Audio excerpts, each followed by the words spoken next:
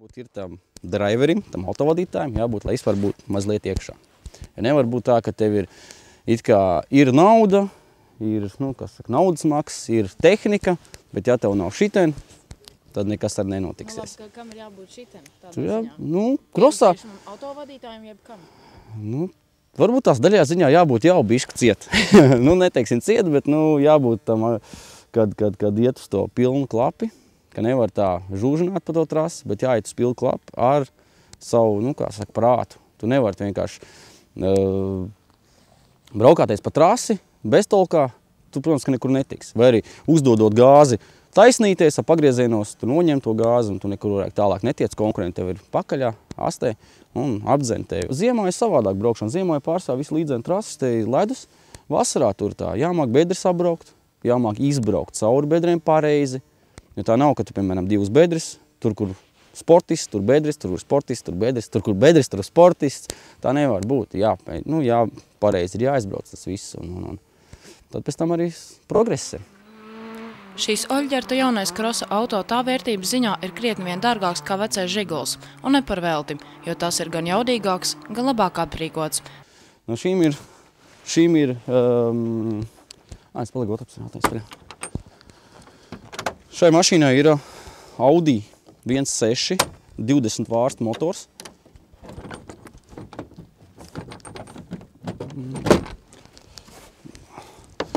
Audi 1.6 20 vārstu motors.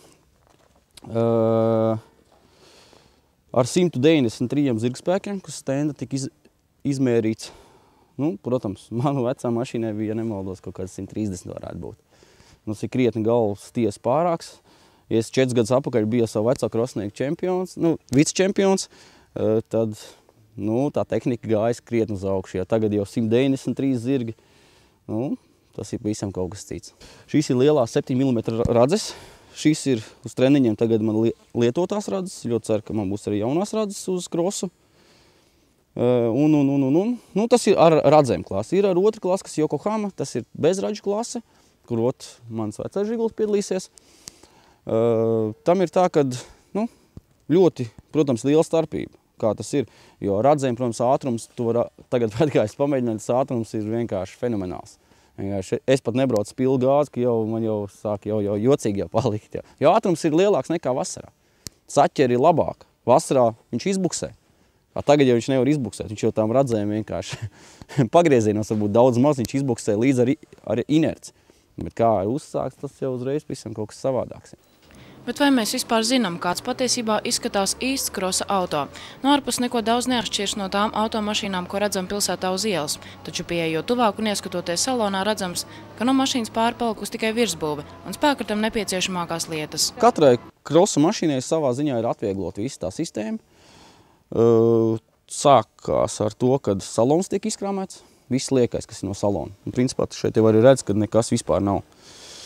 Protams, tas viss tālāk atkal sīkumi, kas ir tehniski, tie visi ir atkarīgi no Latvijas Automobiļu federācijas noteikumiem. Papildus viss, kas ir atļauts, bet līdz ierobežojumam katrā klasē, piemēram, 1.6 klasē, motoru kubatūra drīkst būt tikai līdz 1.6.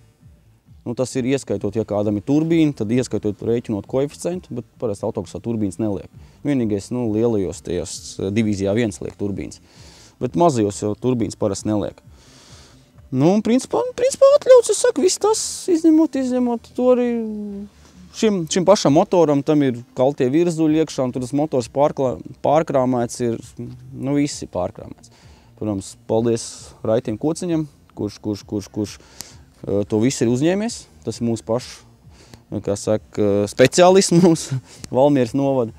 Viņš arī ir pieredzējis autosportists, un viņš ar to visu darbi paveicis. Šeit ir kas ir mašīnai? Mašīnai, protams, šeit ir kompjuters, kas rāda visu, rāda apgriezienus. Viņam, principā, viss šeit rāda, kas notiekās ar motoru. Protams, aizdedz ir vairāk nav slēdzes, kā varbūt tās ierasts ir ielas mašīnām, bet ir poga. Tas ir pārsvarā visām krosa mašīnām.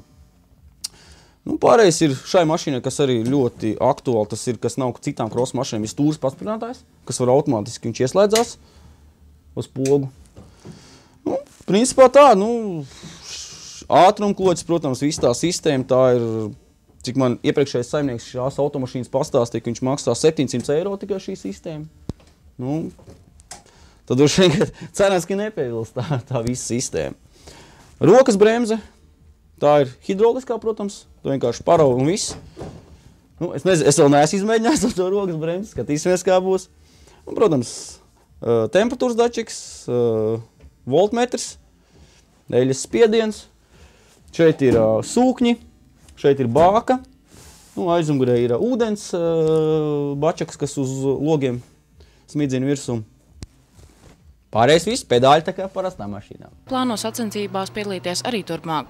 Ņemot vērā, ka krosa auto spēj izturēt tikai vienu sacensību, pēc tam tas atkal jāuzlabo. Tomēr jau šobrīd padomā ir ar to startēt arī Latvijas čempionātā. Es ļoti ceru, ka ir konkurēt. Nu, viņi ir šā vai tā, protams, ka konkurēt spējīga mašīna, jo es viņu taisos tagad vasarā piedalīties Latvijas čempionāta posmos. Šie ir tikai kā izmēģinājuma braucieni tagad, kas notiksies. Un tāpēc arī, tagad vienkārši pamēģinām, kas notiekās ar to mašīnu.